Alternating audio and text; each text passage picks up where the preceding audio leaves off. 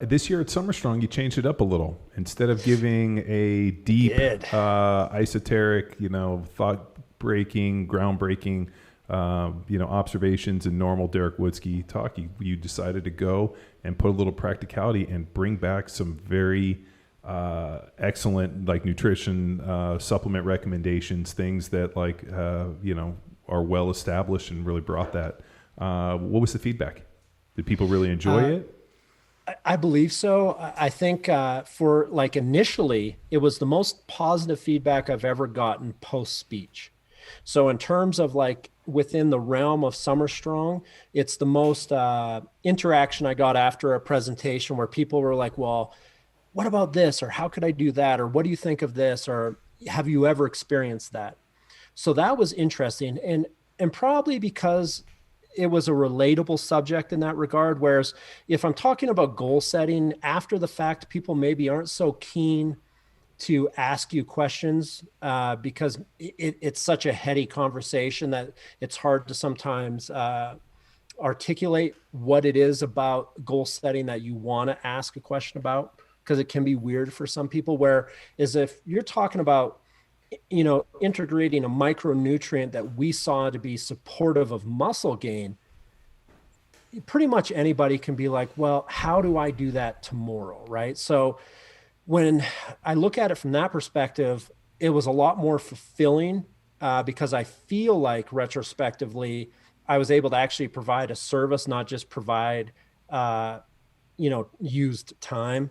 So that part of it was interesting. The thing that was kind of curious about it though were two questions I got afterwards from two different people, but it was the same concept.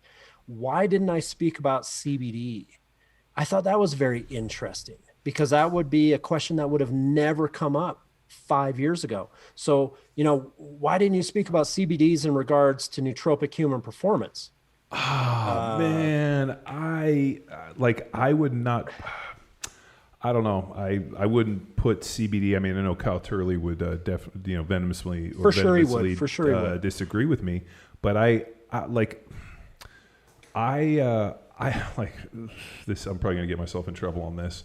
I think the CBD thing. I think the jury's still out on that. I mean, I think there's some really interesting stuff, but all the research, especially when I looked at it with when Kyle sent me all this stuff, all the greatest effect of CBD was when it was with THC. So like the CBD effect was good, and they saw like there was a bunch of different stuff, but it was like tenfold when you start doing with THC, and that to me makes a little more sense in the grand scheme of things.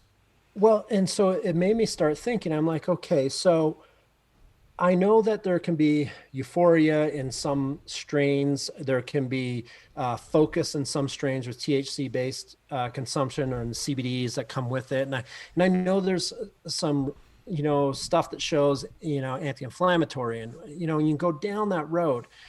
And for the most part, it has to be smoked and now can be consumed, but blah, blah, blah. So when I think about like sports supplementation, I'm always thinking, okay, in the simplistic form, I would, and this is again, probably get smoked for this by saying it, but from a pure performance based understanding, it almost seems like there's more of a correlation to psilocybin microdosing from a consumable standpoint than even CBD in terms of human performance. And so like Whoa, whoa, whoa, that, whoa, whoa, whoa! So microdosing psilocybin for human performance? Are you talking about physical or like a mental, or so both? like more from well, potentially both, but definitely from a nootropic standpoint. So Wow. when you're looking at some of these guys, and again, I think it's still one of these, never having been a psilocybin guy, so I can't speak from it personally, but like the same as THC, it's like you read all the information, you look at all the feedback that people are giving, and then you make the decision. And like, so the psilocybin stuff is, it's like all the fighters and all the high altitude mountaineers are microdosing psilocybin, and Hmm. especially high altitude mountaineers. And now is it a cultural thing or is it a performance thing? And that's kind of the same argument I have for CBD. Is it a social cultural belief that it's effective, or is it actually improving human performance? And and this is where I have to draw the line. And even as much as I may disagree with this line at times, until the governing bodies no longer ban or control the consumption of psilocybin, THC, or CBD in the sporting world, how will we ever really know? We won't. It's so yeah. That's what I was going to get. Like it's so anecdotal where, you have a Turley on and he's talking about how it did this. I took it and I'm like, maybe whatever's wrong with me isn't what's wrong with you. Maybe it unlocks. Maybe right. it's very specific. But it's hard to say that like universally everybody has the same effect. Like I can drink a pot of coffee and go to sleep. Like coffee doesn't right. really affect me in the same way. But same. Yet I still, like coffee still, I think I just process it way quicker. I know, Luke, for example, would drink a coffee and 2 days later he was still up. He processed it slowly, but at the end of the day, we know that caffeine is a performance enhancer. I mean, I was laughing when you were talking about caffeine, but the age-old aspirin, caffeine, ephedrine DFA stack. Yeah, that we used to use. It was aspirin, the trucker speed. Yeah, it was the trucker speed and then a no dose. And like those three were I mean, shit, that was our pre-training aid in college. That was Dan Duchesne, right? Wrote about it in his little black book of anabolics. He wrote about the ECA stack for fat loss, right? Yeah. Like that was a product for years at GNC. You could buy a product in a white bottle with red writing that just simply said ECA stack. And you used to also be able to buy, what is it? The stuff that makes you sleep. Then they basically outlawed it because it was melatonin. No, GHB. GHB. So they used to sell GHB at health food stores, and it was a capful to help you sleep.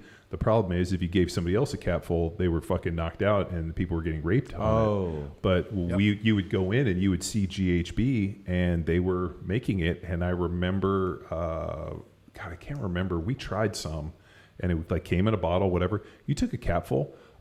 You better not have anywhere to go for 7 or 8 hours because I woke up and was like, what happened? Like it was legitimately, and people started getting raped and putting in drinks, and then they banned it.